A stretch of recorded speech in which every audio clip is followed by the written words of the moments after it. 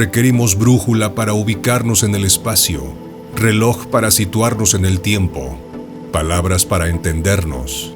Nuestro cuerpo no identifica los alimentos que necesita para su equilibrio y salud, sino que se guía por su paladar mal educado y por hambres generadas de hábitos y vicios.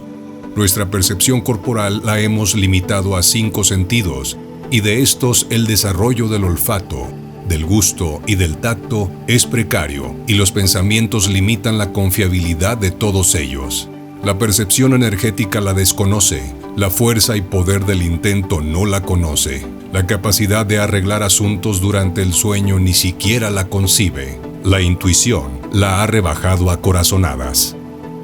Al nivel de sentimientos, igualmente, pretendemos sentir con las ideas. Confundimos los sentimientos con los caprichos generados o arrastrados por nuestros pensamientos. La alegría la transformamos en ruidosa y desgastante euforia. La tristeza la convertimos en creciente depresión. Esta genera pensamientos que incrementan el pesimismo en un ciclo envolvente y destructor. El amor lo convertimos en posesión, celos, temores, trueques, abusos, excitación, relaciones agresivo-victimarias. Lo transformamos en ciclos que oscilan entre concesiones y exigencias, rechazos y dependencias, amargura y resignación, necesidad e indiferencia. El miedo ha dejado de ser una natural alerta ante el peligro y se ha convertido en un desfile de pensamientos paralizantes. El temor a lo desconocido, en lugar de ser una ventana abierta a la atención en nuestro caminar por la vida, lo hemos convertido en una clausura de puertas y ventanas que nos encierran dentro de lo conocido de nuestra visión parcializada e interpretada de la realidad preconcebida. La soledad la hemos llegado a considerar como un mal. El rechazo a la soledad nos lleva a la amargura, al miedo, a la decepción, a la ira y a combatirla a toda costa, algarabía, vicios, diversiones, exceso de adrenalina, enfrentamientos innecesarios, dependencias enfermizas nacen del intento insulso de negar o evadir la soledad. Nadie nos dijo que el sentimiento de soledad es el peldaño que ha de iniciarnos en un camino de retorno al principio y cuyo proceso nos hace pasar por experiencias y sentimientos de satisfacción, de éxtasis, de absoluta soledad, de unión y de plenitud, los cuales nada tienen que ver con lo que llamamos felicidad, pues brotan del esfuerzo, del silencio interno, de la soledad, de la ausencia de pensamientos, de la negación de lo conocido y del desapego de los logros anteriores, un camino que se anda entre el espanto y la sorpresa. Hemos acuñado conceptos tales como felicidad, que tienen que ver con un estado permanente e ideal inalcanzable, ausente de esfuerzos y penalidades, un estado del ser color de rosa al que nos insinúan en la publicidad. Vamos a llegar a través de la posesión de objetos, de la aceptación y reconocimientos sociales o de la insinuante sonrisa del sexo opuesto estereotipado, bellas mujeres o guapos varones prestos a jugar con nosotros el juego de la seducción, o bien con un estado permanente del ser en el que el hombre gozará eternamente de bienestar después de la muerte, siempre y cuando sea bueno, si no, el eterno infierno. Una forma de normarnos a través del miedo y el deseo por el intento de llegar un día a la felicidad prometida, una visión al futuro que nos priva de vivir el presente, al igual que la frenética carrera que hemos emprendido detrás de metas, puestos en empleo, posesión de bienes, títulos académicos, cargos políticos, cuerpos seducidos, reconocimientos honoríficos, áreas de poder, monto de cuentas en los bancos, sin darnos tiempo a disfrutar los procesos. Subimos por una larga escalera de mano con la vista puesta en la bandera que está colocada en su punta superior. En cuanto llegamos y extendemos el brazo para tomar la bandera, ésta se esfuma y aparece en la punta de otra escalera semejante que hemos de escalar con la vista puesta en la ondulante presea de la meta pretendida, y así sucesivamente. Vivimos en el futuro o en el pasado. Nos mueven nuestros insaciables deseos o el recuerdo de nuestros anecdotarios logros y de nuestros sentidos fracasados. Vivimos deseando o temiendo lo que ha de venir, culpándonos o apegados a nuestras experiencias satisfactorias a las que nos aferramos con dolorosa obsesión. Vivimos sufriendo lo que nos falta por poseer y dolidos por experiencias que, en nuestra recortada percepción, catalogamos como frustraciones, injusticias o fracasos. Cargamos pesadas cruces que solo hoy tienen vida en nuestras calenturientas cabezas. El hombre moderno vive obsesionado por la muerte, se afana en combatirla y formula su propia existencia empeñado en negarla, envolviendo su presencia innegable en un velo de tabú. En tanto consideramos un drama el final natural de la vida, volúmenes de títulos de productos medicinales se suman a los ya existentes día a día. Pánico tenemos a la senectud, dintel de la muerte. Hablamos de la muerte solo como de un concepto o de una lejana posible circunstancia. Mientras, negándola, el hombre genera la muerte con sus formas de vida, con su manera de alimentarse, con su comodinismo y sedentarismo, con sus decadentes costumbres, con sus excesos, con su individualismo y sectarismo, con sus antagonismos grupales, con su exagerada explotación de lo que llama sus recursos naturales, con su progreso, con sus imposiciones, con sus rencillas, con sus guerras. Resulta aburrida esta lista de formas aprendidas, que es solo un muy limitado ejemplo de ideas preexistentes y emociones condicionantes, las cuales parcializan nuestra percepción generando experiencias separadas de la realidad objetiva, las que, a su vez, constituyen el cúmulo de recuerdos de los cuales nuestra mente echa mano para interpretar y etiquetar al presente. Así, a cada momento que el hombre vive le asigna, inconscientemente, una etiqueta, la cual es archivada en su memoria para constituir el mecanismo de filtración e interpretación de nuevos eventos.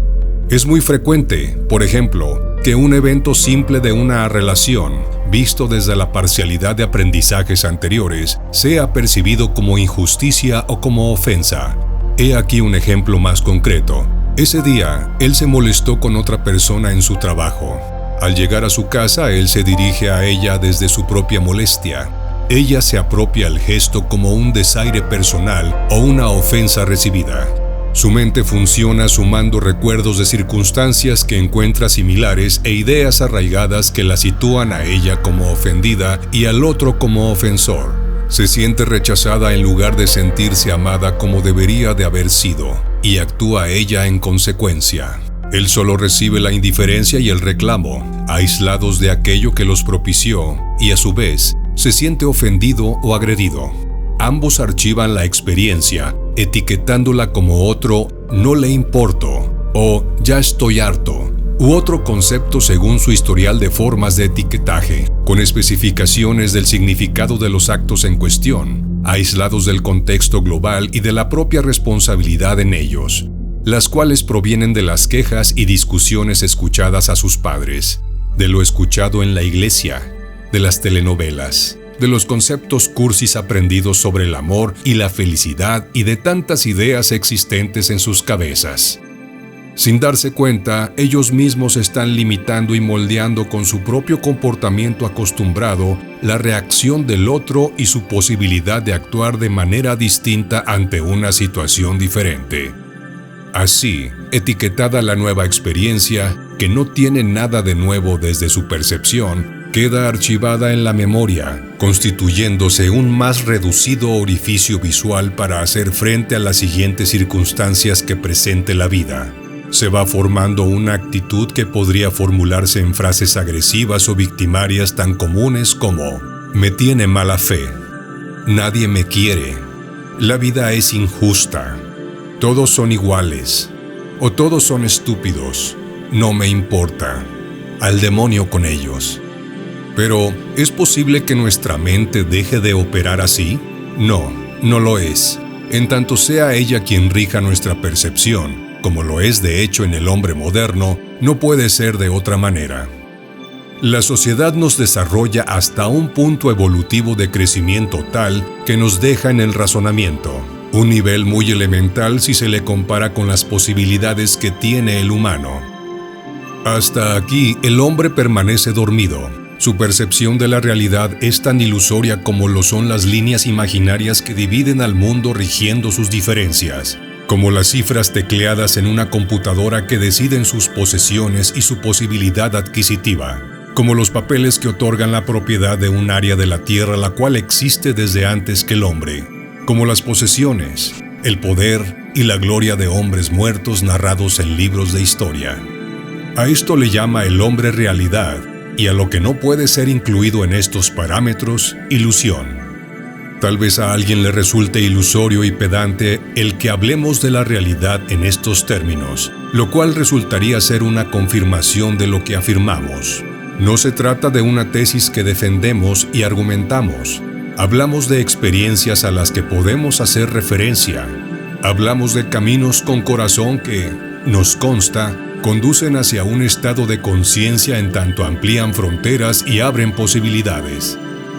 Hablamos de principios vivenciados, hablamos de certezas que provienen de asomar los ojos, no la cabeza, y ver más allá de las fronteras de la razón, y de hacer, poniendo en actos lo visto. Hablamos de despertar, hablamos de vivirnos en el presente, limpios del pasado y responsables del futuro.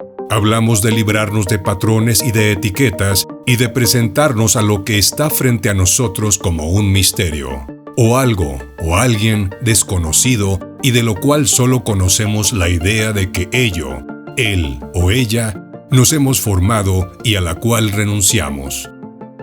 No resultaría si hoy, después de escuchar esto, en lugar de llegar del trabajo y esperar que mi esposa me sirva la cena, la sorprendo trayéndole un bonito vestido de noche. Me visto yo mismo de smoking y la llevo a cenar a la cima de un cerro accesible donde esperen los manteles largos de una mesa engalanada. Exquisitos manjares, música, flores. Seguramente esta noche conoceré algo de ese misterio que es mi mujer y de este que soy yo. Haré cosas que nunca antes había yo hecho y ella reaccionará ante experiencias no conocidas. Intentaré así desentrañar el misterio no desentrañable que es todo cuanto me rodea y el que soy yo. Tal vez entenderé un poco el lugar que ocupo dentro del misterio. Tal vez ampliaré un poco la frontera que separa la realidad de la ilusión.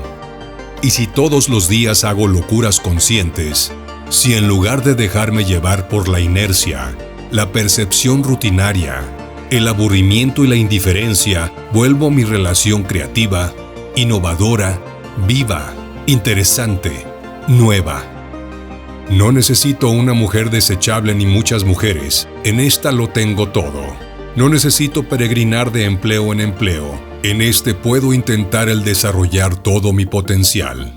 No necesito buscar la mejor casa ni el mejor carro ni ser yo el mejor. Tampoco necesito buscar que me acepten y me reconozcan. Me basta con amar apasionadamente lo que hago. Y lo que tengo en el presente está en mi realidad, con tal desapego que no resulte una atadura y con tal visión que me conduzcan en la dirección de mi intento.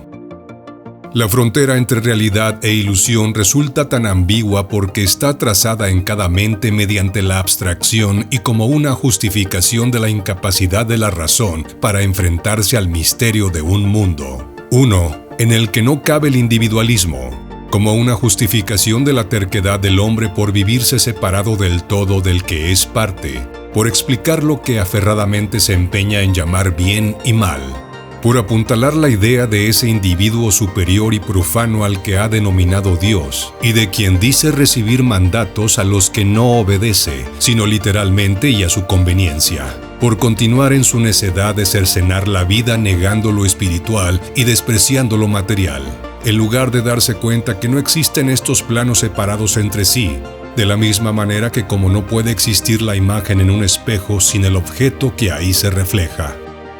Para quien ha despertado no existe tal ambigüedad, él no necesita abstracciones, simplemente vive asombrado frente al misterio intentando dilucidarlo. Afortunadamente, aunque se dice que alguien que no distingue entre realidad e ilusión y que actúa basado en una supuesta realidad que solo existe en su mente, es un loco. Para nuestra tranquilidad, el diccionario define al loco como aquel que está privado de la razón.